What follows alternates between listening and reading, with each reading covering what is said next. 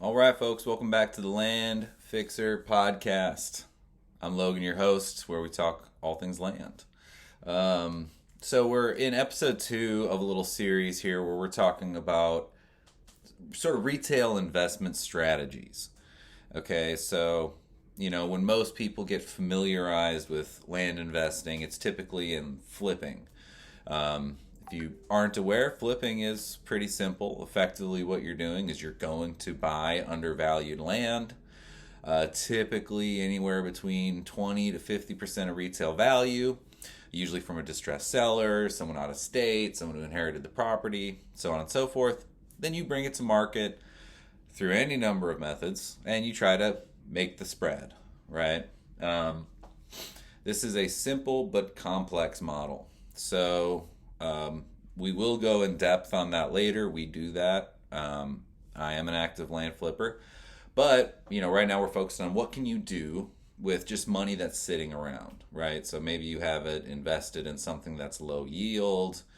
Maybe you just have a checking or a savings account. Or maybe you're in the process of selling other assets and you're determining where you want to put that money in the future. So last week we covered funding land flips, right? So being the money partner to a land flipper like myself or the many, many others that are out there. Today I have kind of two smaller ones that I'm going to get into. One of them I think is really undervalued in our market. And we'll start with that, okay? So as a retail investor, I believe, and I've done this myself to a limited degree, I believe there is a lot of land that you can buy at effectively wholesale prices right now. And you can be very strategic about what you're buying, typically from land flippers. So someone who's already went and got a steep discount on it, and they're just looking to sell it cash. And you can create sort of what I call a land portfolio. So you can start gathering up these properties, buying them at a wholesale rate, maybe around 80, 75, 90, depending on, of retail value. And then you can hold those, right? This is an attractive option for folks that are maybe getting a little sketched out by other places that their money's parked right now. So, maybe you've put a bunch of money into crypto and you did all that. I never did it, but I've heard stories. Maybe you have invested a ton of money in other financial tools, in rental homes or syndication deals. Maybe you have commercial holdings right now and you're getting really, worried about what the commercial landscape is going to look like in real estate investing in the next few years. Well, land is a very good option to park your money. A lot of people call it land banking, right? Because you can take money, buy that asset, and you'll have sort of a hedge against inflation. And there's a number of other benefits to buying land in a portfolio. One, you can really invest at almost any price point. So you can buy land for as little as a few $100s and sit on it and have very low overhead, maybe $1 or $2 a year in taxes, whatever, all the way up to buying huge ranches. The benefits of that is you can kind of start anywhere. I have some folks that bought land from me who wanted to dip their toe in the water. So they bought a couple affordable properties and then they realized how much they enjoy it because you get to use these properties actively. They're not just a piece of paper somewhere, right? So the idea of a portfolio is you can buy different asset types, right? So you can go buy recreational land. You can buy recreational land in a ton of different states. You can buy, depending on what your long-term interests are, you can buy, buildable lots that are maybe near a city or in a city. You can buy, a lot of people buy and hold frontage on major freeways, right? Because you don't know when the development's necessarily going to happen, but when it does happen, there's a huge price increase. And a lot of that's speculative. I don't really advise folks buying and holding, hoping for a big payout someday, but rather buying and holding and knowing that your property is probably going to steadily improve in value and the holding costs are really low.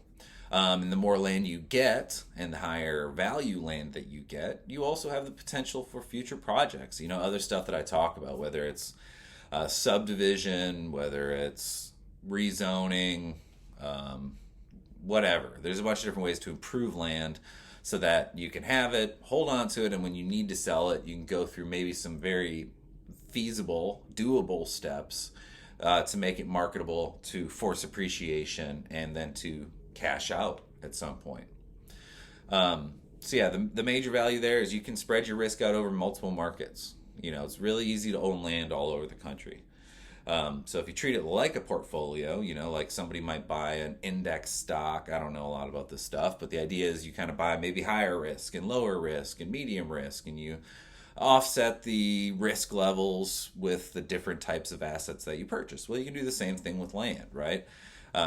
Maybe you are looking to invest a couple $100,000, and you say, well, I really like the following states. A lot of people invest in the Sun Belt, so maybe they're like, well, I want to invest in Texas or Florida, or maybe you pick 2 or 3 states, Tennessee, and you say, okay, well, I want a place that's usable. Okay, so maybe I buy acreage in Tennessee because it's so beautiful, something that I can use for recreation, go visit in an RV, etc. And then maybe the sort of more speculative or more high-risk properties would be something that is, based off of some periphery research. Maybe this is an area of growth. Maybe this is an infill lot in a town that's showing, in Florida, that's got a nice, predictable demographic growth in the area. And there's a lot of active building going on.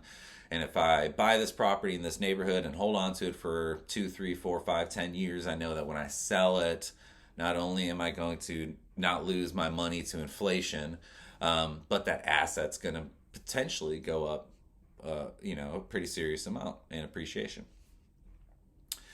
So yeah, that's pretty much the fundamentals. And the reason I think this is such an ideal market to tap into is you can go connect with a bunch of land flippers right now who are very happy to make a wholesale cash sale.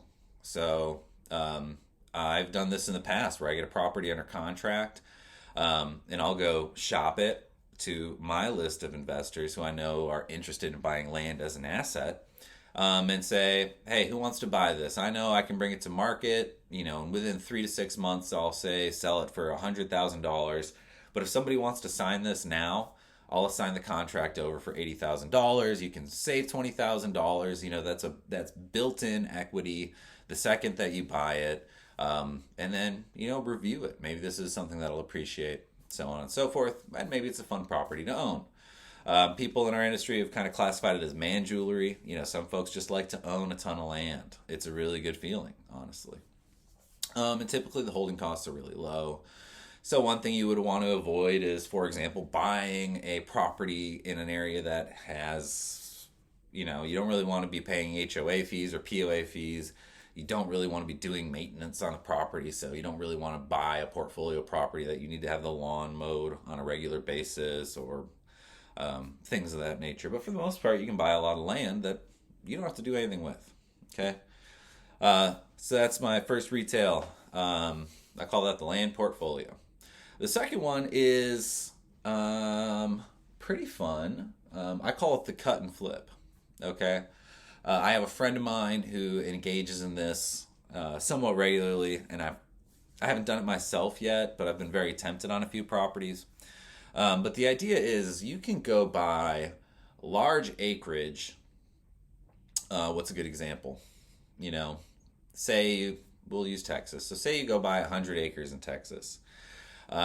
You can cut 5 or 10 acres off of that property, keep it for yourself, and probably by the next year or so, bring it to market and get your original investment back. The bigger the acreage, the lower the price per acre. A lot of people are already utilizing that in subdivision plays and development plays. But if it's just you personally wanting to kind of hack the system a little bit and start collecting land very affordably, it's very, very viable to go buy large acreage, cut off the section that you want, a small piece of it, and it's really not going to lower the value of the property that much. As long as you take into account a few things, right? One of the big things is you do not want to say take the cut of the property that is the only access. You don't want to cut access to the rest of the property. That's seems pretty obvious, but I could imagine someone running into that issue. You also wouldn't want to cut anything that makes it an abnormal or unreasonable shape, something that's, the next buyer is going to look at and really question to say, is this what I want to buy? This isn't useful for my purposes anymore. So it takes a little bit of finesse, but for the most part, those are pretty simple to understand. This is also a good option for a property that you may already hold and you've been not wanting to let go of it because you like it for X, Y, and Z reason. Well, maybe you want to just keep a piece of it, right? That's usually very affordable. If you're the owner of the land, the process in order to cut off a parcel, it could be complicated if you're in a certain jurisdiction, but for the most part, it's like calling the county planning and zoning or the city planning and zoning and telling them what you want to do. And most of the time, they're just going to say, okay, get a surveyor out there. That surveyor is going to stake it, draw a preliminary plat for you. You submit that to the governing entity, and they'll approve it. And bada bing, bada boom, you send that over to the Central Appraisal District. They're going to assign a separate parcel number for it, separate tax statement for it. You keep yours, you sell off the rest.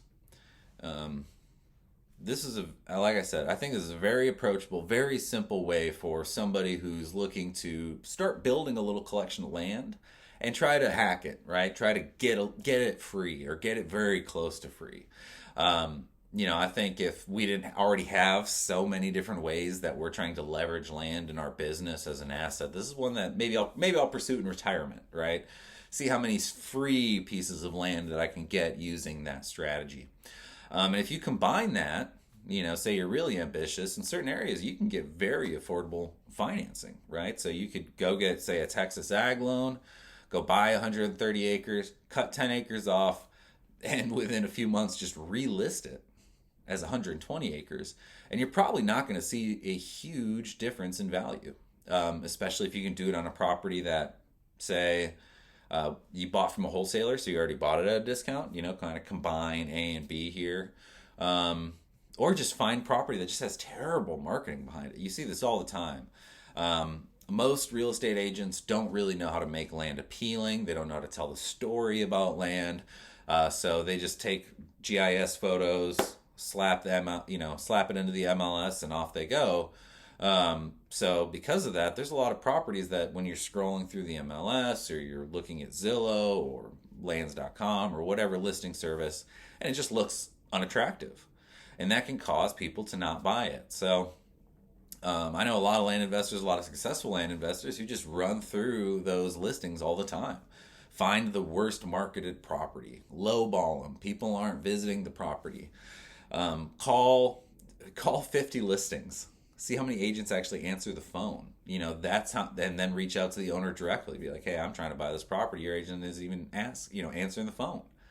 What if I bought it from you for, say, 80% of what it's listed for, 75% of what it's listed for? I think you'll have pretty decent success right there. So, pretty simple video today. As always, this is Logan with the Land Fixer podcast. And if you want to reach out to me, hit me at the Land Fixer podcast at gmail.com or the landfixer@gmail.com. Check out our website, primelandexchange.com. thelandfixer.com, and I'd love to get to know you. One of my big ambitions for starting this podcast, for recording content, is I want to go meet a bunch of cool investors, people who are maybe in other avenues that I'm not aware of, or people who are doing different things that I might be able to help them with. As usual, if you have land that you need developed, you can partner with us. We will partner with you to develop, subdivide, force appreciation on properties that you already own if it fits our criteria. And if you're looking to invest money in, say, funding, land flips, JVing on deals, reach out to me because we have those opportunities rolling in on a regular basis as well. So thank you for your time. Sign off. We'll talk to you soon.